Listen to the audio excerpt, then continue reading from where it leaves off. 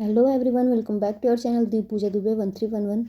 पिछले वीडियो में हमने आरआरबी कोलकाता परीक्षा 1992 के प्रीवियस ईयर के सारे क्वेश्चन देख लिए थे। आज के इस वीडियो में हम आरआरबी गुवाहाटी जो एग्जाम हुआ था 1992 में ही उसके क्वेश्चन हम देखेंगे, तो वीडियो को बिल्कुल भी स्किप मत करिएगा। चलिए स्टार्ट करते हैं। पहला क्वेश्चन है हमारा, प्राचीन भारत का इतिहास। प्राचीन भारत का इतिहास से रिलेटेड क्वेश्चन है। पहला क्वेश्चन क्या है? क्वेश्चन ये वन लाइनर आंसर सी है, क्वेश्चन के आंसर ही दिए गए हैं, तो आप वीडियो को बिल्कुल भी स्किप मत करिएगा और देख के इसको रिवीजन भी करिएगा। चलिए स्टार्ट करते हैं। पहला है, बिंदुसार मौर्य वंश का शासक था। क्वेश्चन ये पूछ सकता है कि मौर्य वंश का शासक कौन था। ऑप्शन दिया गया होगा, उसमें से आंसर क्या आ जाएगा? बिंदुसार। बिंदुसार किसका शासक था? किस वंश का शासक था? तो बिंदुसार मौर्य वंश का शासक था। चंद्रगुप्त मौर्य का पुत्र बिंदुसार 298 ईस्वी पूर्व में गद्दी पर बैठा। क्वेश्चन इससे दो टाइप के बन जाते हैं कि बिंदुसार किसका पुत्र था। बिंदुसार किसका पुत्र था?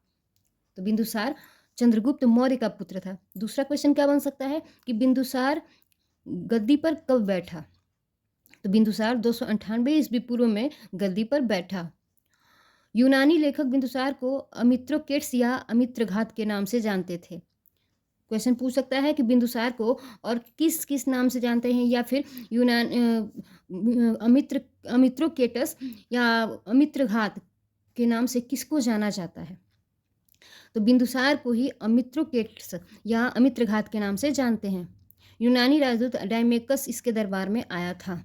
यूनानी राजदूत डायमेकस किसके दरबार में आया था? तो बिंदुसार के दरबार में आया था। यही क्वेश्चन बन सकता है कि डायमेकस किसके दरबार में आया था या किसके शासनकाल में आया था। तो डायमेकस बिंदुसार के शासनकाल में आया था। मध्यकालीन भारत के इतिहास से क्वेश्चन क्या है? ये क्वेश्चन बार बार आता है, मतलब मुझे लगता है कि हर एग्जाम में ये क्वेश्चन निश्चित रूप से दे देता है, पता नहीं कैसे, कि बाबरनामा के लेखक कौन है? बाबरनामा के लेखक कौन है? तो बाबरनामा के लेखक है बाबर। खुद बाबर ने ही बाबरनामा को लिखा था। मुगल साम्राज्य की स्थापना किसने की? मुगल साम्राज्य की स्थापना किसने की? तो मुगल साम्राज्य की स्थापना बाबर ने की। पानीपत के प्रथम युद्ध कब और किसके बीच में हुआ था? पानीपत का प्रथम युद्ध कब और किसके बीच में हुआ था? तो पानीपत का प्रथम युद्ध 21 अप्रैल 1526 को बाबर और इब्राहिम लोदी के बीच में हुआ था, जिसमें बाबर ने पानीपत के प्रथम युद्ध 21 अप्रैल 1526 में इब्राहिम लोदी को पराजित कर भारत में मुगल साम्राज्य की नींव डाली। बाबर ने किसको पराजित किया था? इब्राहिम लोदी को। किस युद्ध में?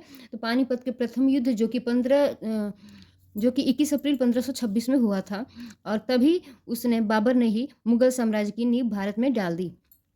अब आधुनिक भारत के इतिहास से कौन सा क्वेश्चन आया था? ये सारे प्रीवियस ईयर क्वेश्चन है, देख सकते हैं आप, लिखा भी है। सामान्य अध्ययन सार संग्रह ये है खान सर का, तो इंपॉर्टेंट क्वेश्चन है, वीडियो को बिल्कुल भी स्किप मत करिएगा।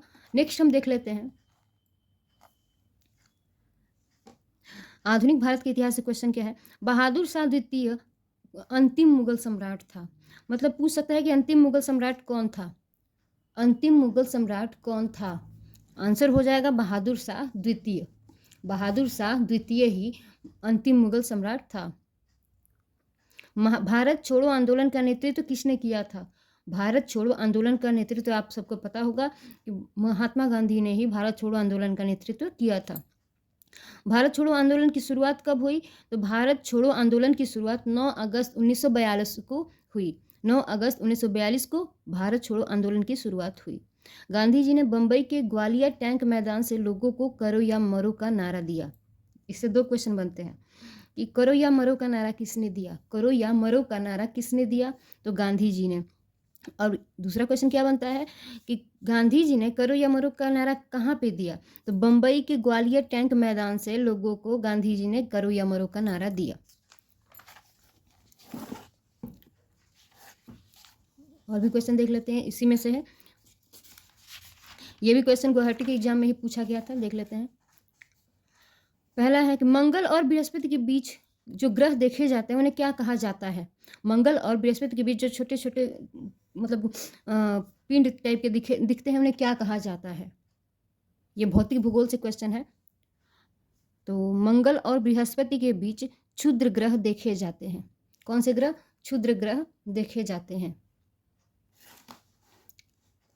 मंगल और बृहस्पति के बीच क्षुद्र ग्रह देखे जाते हैं। सौर मंडल का सबसे चमकीला ग्रह कौन सा है? सबको पता होगा कि सौर मंडल का चमकीला ग्रह किसको कहते हैं? तो शुक्र ग्रह को ही सौर मंडल का सबसे चमकीला ग्रह कहते हैं। इसे पृथ्वी की बहन भी कहते हैं, जुड़वा बहन। पृथ्वी का एकमात्र उपग्रह कौन सा है? पृथ्वी का एकमात्र उपग्रह कौन सा है? पृथ्वी का एकमात्र उपग्रह है चंद्रमा। झेलम नदी पर तुलबुल परियोजना स्थित है। क्वेश्चन हो सकता है कि तुलबुल परियोजना किस नदी पर स्थित है? तो तुलबुल परियोजना झेलम नदी पर स्थित है। या फिर झेलम नदी पर कौन सी परियोजना स्थित है? तो झेलम नदी पर तुलबुल परियोजना स्थित है। झेलम नदी कश्मीर में बहने वाली नदी है। कश्मीर में बहती है कौन सी नदी? झेलम नदी। और तुलबुल परियोजना कश्मीर में स्थित परियोजना है। तुलबुल परियोजना कश्मीर में स्थित परियोजना है, क्योंकि कश्मीर में ही झेलम नदी है और झेलम नदी पर ही तुलबुल परियोजना है।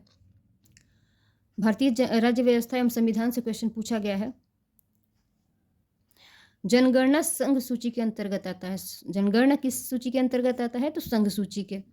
भारतीय संविधान भारत को राज्यों का संघ है के रूप में वर्णित करता है। ये भी क्वेश्चन बहुत इंपॉर्टेंट है। इंपॉर्टेंट क्या पेपर में आया हुआ तो इंपॉर्टेंट ही है, PYQ है। तो भारतीय संविधान भारत को किस रूप में वर्णित करता है? तो राज्यों का संघ के रूप में, राज्यों का संघ के रूप में वर्णित करता है। भौतिक विज्ञान से, फिजिक्स से क्वेश्चन पूछा गया है कि दूरी का मात्रक क्या है? दूरी का मात्रक क्या है? तो प्रकाश वर्ष है। राशियों की कुल संख्या कितनी होती है? 12। निकोलस और जीन द्वारा सिनेमा का आविष्कार किया गया था। सिनेमा का आविष्कार कब किया गया था? तो किसने किया था? तो निकोलस और जीन ने किया था सिनेमा का आविष्कार। केमिस्ट्री से रिलेटेड क्वेश्चन है, कौन सा?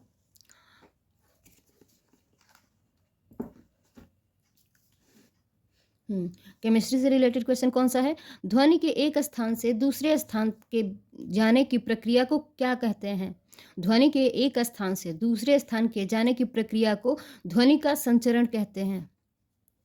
ध्वनि माध्यम में किस रूप में चलती है? ध्वनि माध्यम में किस रूप में चलती है? ध्वनि माध्यम में तरंग के रूप में चलती है।